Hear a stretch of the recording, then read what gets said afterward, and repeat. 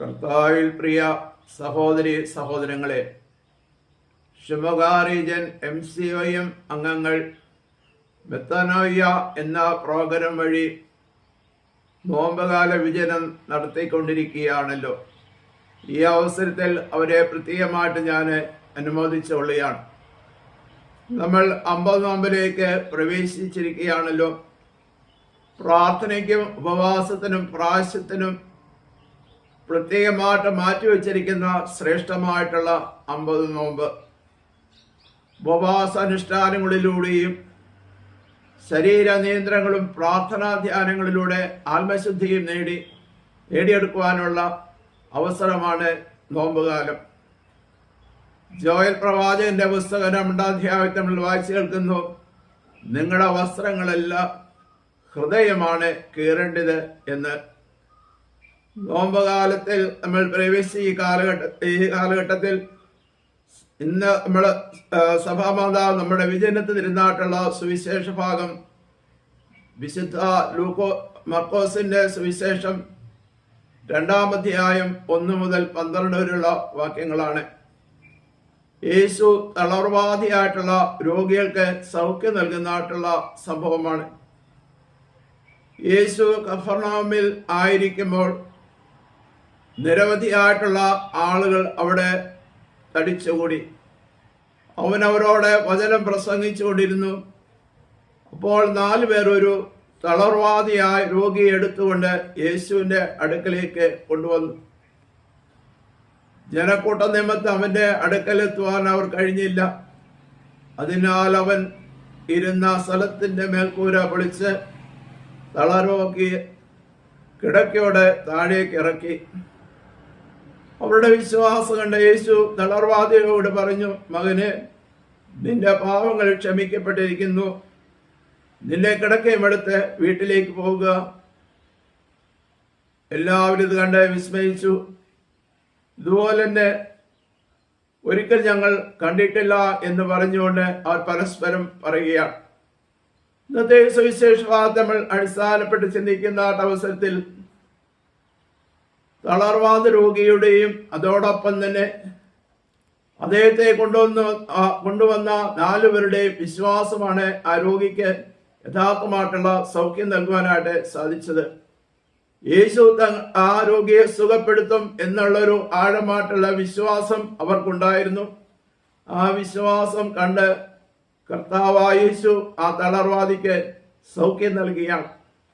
അവനോട് പറയാണ്, നിന്റെ പാപങ്ങൾ ക്ഷമിക്കപ്പെട്ടിരിക്കുന്നു, നിന്നെ കിടക്കയും എടുത്ത് ഭവനത്തിലേക്ക് പോകുക എന്ന് പറഞ്ഞ് ആ രോഗിയെ സൗഖ്യപ്പെടുത്തിക്കൊണ്ട് സന്തോഷത്തോടെ പറഞ്ഞയക്കുകയാണ് ചെയ്തത്.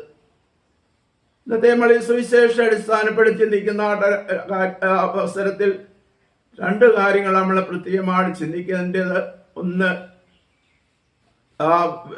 തളർവാദ രോഗിയുടെയും അതോടൊപ്പം തന്നെ ആ 4 വ്യക്തികളുടെയും വിശ്വാസമാണ് ആ രോഗിക്ക് സൗഖ്യം നൽകുവാൻ സാധിച്ചത്.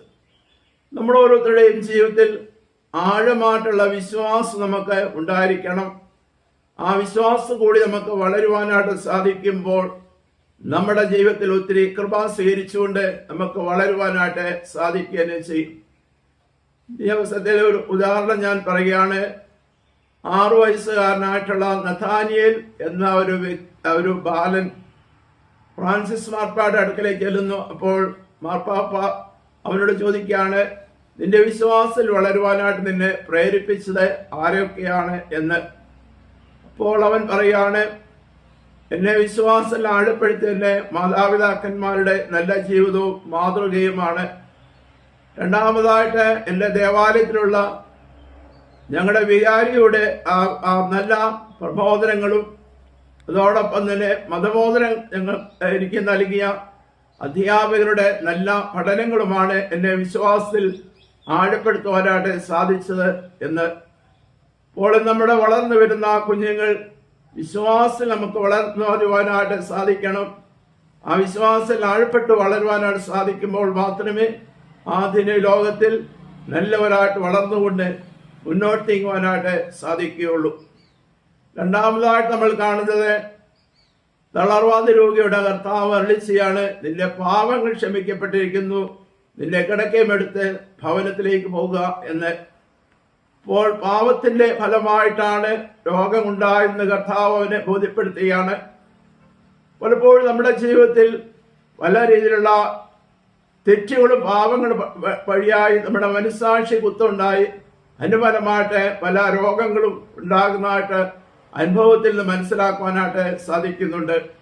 ഒരു ഉദാഹരണം പറയുകയാണെങ്കിൽ, കുറെ വർഷങ്ങൾക്ക് മുമ്പ് ഒരു രോഗി പല സ്ഥലങ്ങളിൽ പോയി പല ഡോക്ടർമാരെ കണ്ടു. പക്ഷെ അവരെല്ലാം പറയാണ് രോഗമില്ല എന്ന്.